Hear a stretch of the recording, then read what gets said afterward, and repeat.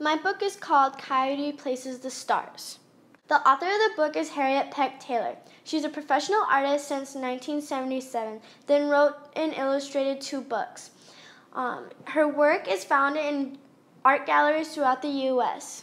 The Chinook tribe was the tribe that was based off of this book.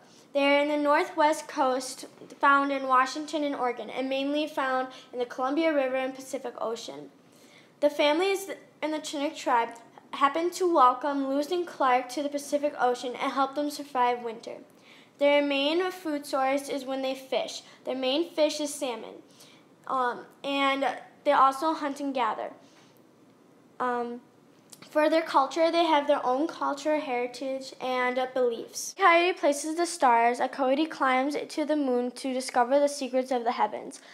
This story is based off a Wisco Indian legend. This story is about the origin of the constellation, how joyfully retold and vibrantly illustrated by Harriet Peck. Coyote places the stars. Many moons and many moons ago, a coyote lived in a canyon by a swift-running river. He spent his days roaming the land, chasing butterflies and sniffing wildflowers.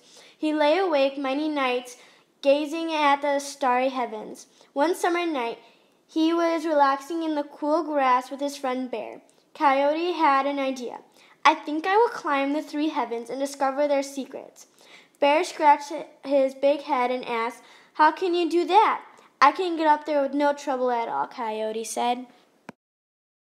Now Coyote was very skillful with a bow and arrow. He gathered a very large pile of arrows and began to shoot them at the sky. The first arrow whistled through the air and landed on the moon. Coyote launched a second arrow, which caught in the north of the first. Whir went the arrow, zizz went the next, and on until the long line of arrows made a ladder. Coyote began to climb. He climbed for many days and nights until he finally reached the moon. He slept all that day. He was very tired. That night, Coyote had another clever idea. He wondered if he could move the stars around by shooting at them with his remaining arrows. His first arrow hit a star and moved it across the sky. He found he could place the stars wherever he wanted. Coyote wagged his bushy tail and yelped for joy. He was going to make pictures in the sky for all the world to see. First, he decided to make a coyote, so he shot one arrow after another until the stars were arranged in the shape of a coyote. Next, he thought of his friend Bear and placed the stars in the form of a bear. Coyote worked all night creating likeness of all his friends: mountain lion, horse, goat, fish, owl, and big eagle. With the stars he had left over, he made a big road across the sky. When he was finished, he began to descend his ladder back to earth. That night, when the bright moon rose in the east, Coyote saw his handwork and began to howl. "Awoo!" it was cried on the wind through the shadows of the canyon. Birds and animals awoke suddenly and listened to the mysterious sound.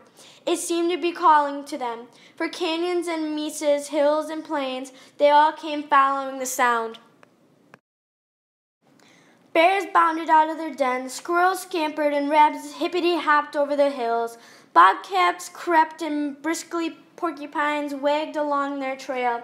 Graceful deer moved swiftly, while lizards slowly crawled across the desert. Silvery fish splashed their way upstream. The mighty mountain lion, herds of buffalo joined the journey. The great eagle soared over moonlit mountains. On and on went the parade of animals, following Coyote's magical voice. Finally, Coyote appeared high on a rock. The animals formed a huge circle and all became quiet. Coyote's eyes blazed with pride. He said to animals and birds, "And all who are gathered here, please look at the sky. You will see the stars arranged in the shapes of animals. I made a ladder to the moon, and from there I shot my arrows to create the picture you see."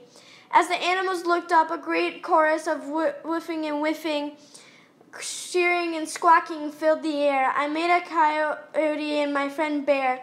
You will see the mysterious owl, the great eagle, the goat, the horse, fish, and mighty mountain lion. This is my handwork, and I hope that all who see it will remember Coyote and all the animals of the canyon. The animals gave a great feast for Coyote, and they sang and danced through the night.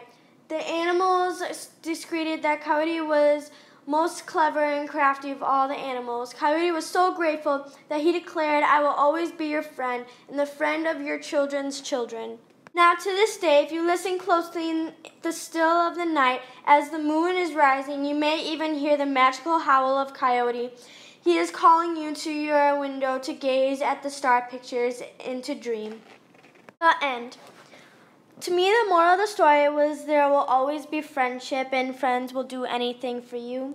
And then I had trouble with two words. One was mesas, which is a flat top hill with steep sides, and one was briskly, which means stiff and prickly texture. Thank you for listening.